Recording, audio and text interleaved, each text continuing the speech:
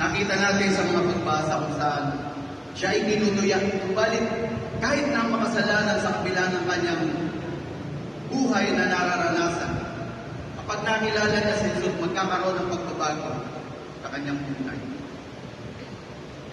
Pinakikita dito na yung kanyang pagbabalik loob, kung makilala niya ang Panginoon Kristo, ay magkakaroon ng kaganapan. Hanggang sa mga sumusunod na salita nating napakinggan, makikita natin doon yung tinatawag na salita ng kaligtasan. Ngayon din, isasama kita sa paraiso. May tatlong bagay na nakapaloob doon sa sinabi ng Panginoon. Ang una ay ngayon din. Pinakikita rito na ang Diyos ay hindi nag-aatubili. Maging sa sandaling iyon, ng kanyang paghihirap, makikita natin ang Panginoon ay laging lang magpatawad sa mga tao nagbabalik loob sa Kanya. Hindi magpapabuhos ang Panginoon, kundi sa oras na makilala mo ang Panginoon at nagbalik loob ka sa Kanya, ay matatamo mo ang kapatawaran na nagmumula sa ating Panginoon sa Kristo.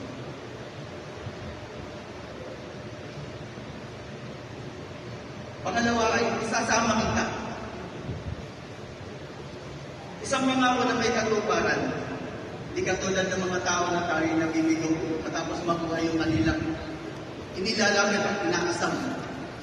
Yung kanilang mga pangako matapos makamit yung kanilang iniibig ay kakalimutan ka na. Ang Panginoon hindi.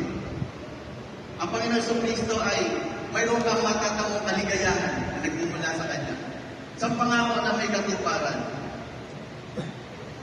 Hindi nagkakaroon ng bulat kapag ang Panginoon sa Kristo sa Kanya labi nagmula ang mga salita. Kaligayahan sa piling ng Diyos ating maranasan. Walang katapusang pagsamba at pagpupuri ang ating gagawin sa Kanyang harapan.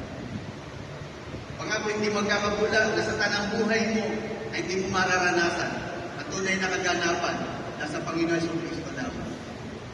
Pangatlo ay yung sinasabi ng Panginoon na sa paraiso. Paraiso.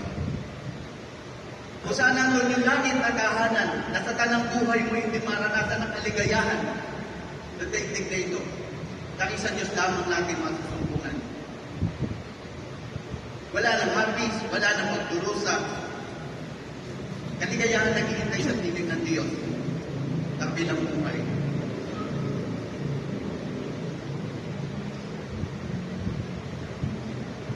Pagsamba at pagpupuri ang ating gagawain sa langit. Tumisahin ng Panginoon na bangsa sa atin. Katulad ng isang magnanakaw na sa kabila ng kanyang maraming ginawang kasalanan, sa sandaling siya nagbaliklog sa Panginoon, hindi magkakabili ang Panginoon na hindi siya patawarin. Pagkos kapag tayo lumalapit sa Diyos, kapag tayo lumapit sa Kanya may kapakumbabaan at tao sa ating puso, ang Diyos ay laging pumasampalan sa isang taong nagbabaliklog sa Kanya.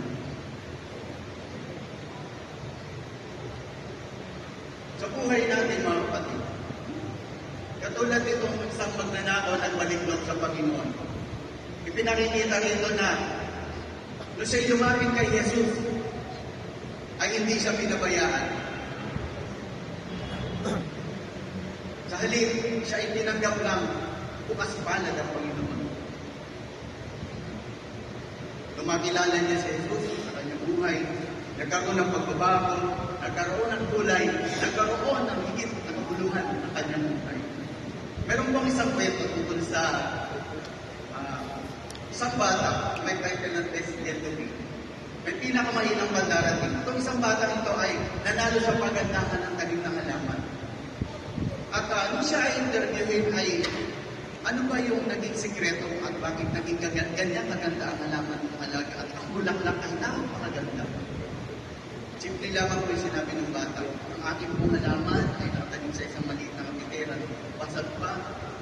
At may kumikiling ang sikat ng araw ay doon niya dinadala.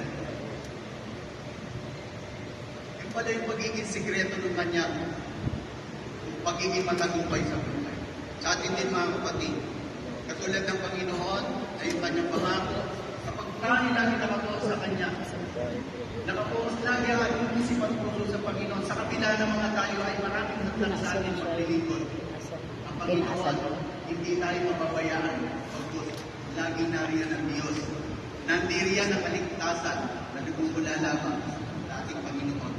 Na sa oras ng huli ng sandali ng iyong buhay, kahit naghihirap siya, kahit naghihirap ka, hindi huli ang lahat. Kahit sandali ng buhay mo, mag-isang bingit ng kamatayan, kapag nakilala natin si Kristo, matatamo natin ang kaligtasan. Amen. 5:30.